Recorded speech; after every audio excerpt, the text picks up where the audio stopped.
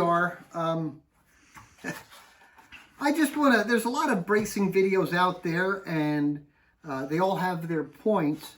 I want to kind of show you some history of bracing itself. This is a 1932 018. You can see it was somewhere where it shouldn't have been. Now, whoever worked on this in the past, and by the way, that is the original pickguard. Anyway, whoever worked on this in the past did a lot of poor work. And to be honest with you, it looked like somebody got mad at this guitar and used it for a baseball bat. But the top is actually in decent shape. The sad part about it, somebody replaced the bridge plate with a life raft. And I'm going to be able to take that out. The one brace here is cracked, but is repairable.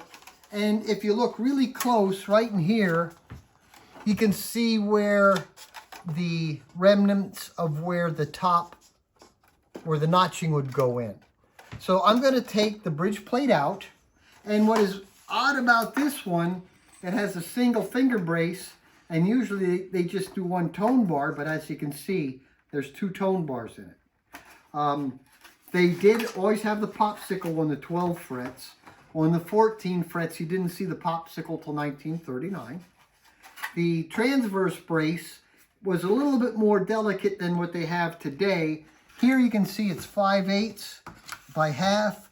This is about 310 by 600 thousandths, so it's just under 5/8 of an inch.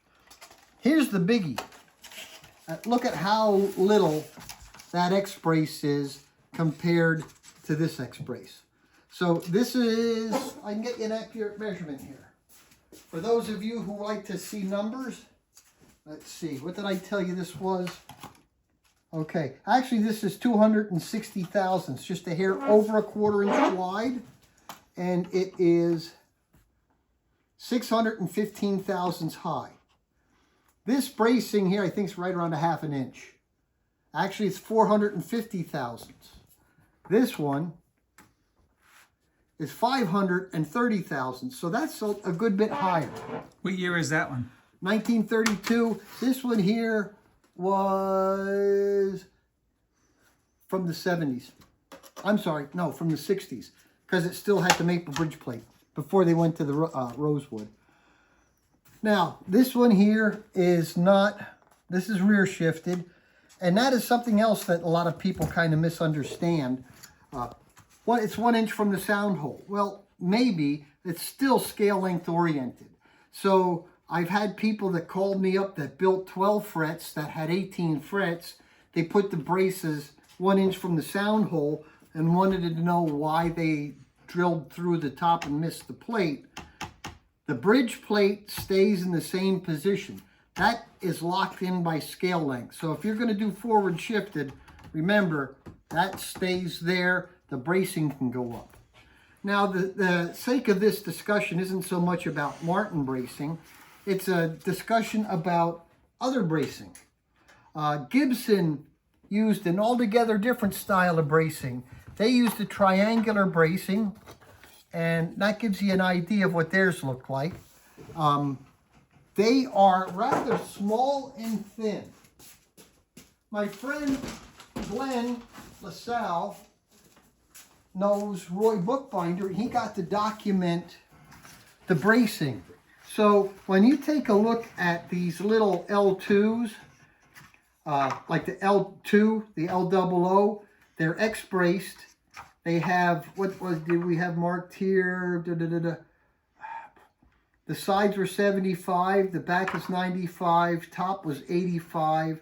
The bridge plates were 40 thousandths on those L's, and I just can't build them that thin. I still do a 65, 70 thousandths on them. But here's what is interesting.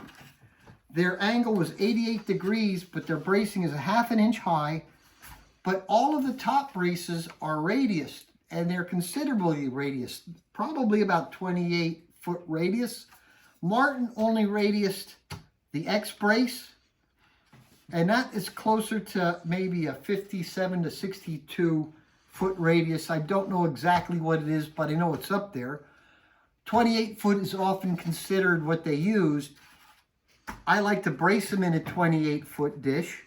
That way I get the nice doming in the top, and it works with the way that I do my sides. This is also radiused at about a 60 foot. And the purpose of that is that's how they control the neck angle coming up. A lot of us are building now with the neck angle actually manufactured into the sides, but that's another discussion. So, when you look at the Gibson style of bracing, while it was similar to Martin's, the difference is definitely in the way that the braces were shaped, the height, and how lightly they were built. I mean, they talked teeny weeny. So when you look at, and I don't have any Gibson L style tops with me, although I should get one. There's a blueprint out there from Grelier over in France. He has a free blueprint you can download, and it's fairly accurate. The big difference between the actual L2s from the 30s to later is Grelier has his tone bars at a little bit of an angle, where the old ones, and I've seen them all over the place because Gibson was not exactly the highest quality of assembly. They kind of moved a little bit, but their number X brace was more parallel to the X than what Grelier shows. But the bridge plate was extremely small. So I hope that's something that you can take a look at and feel free to do your own research on. But I think that's what makes these little Gibson L's so fascinating, is just how lightly built they were, and amazingly how good they sound. They don't sound like a Martin. I like finger picking, and I do a lot of finger picking on mine. And let's face it, the ones that were built and survived were the best of the best, and there are some really good examples out there. Now, when you get into the LOO, X-braced, LO, ladder braced. So that's something for you to think about. And remember, that is not a stock Martin bridge plate. So I hope that gives you something to think about. As always, don't be afraid to ask questions, because we're always happy to give you answers. My shop to yours.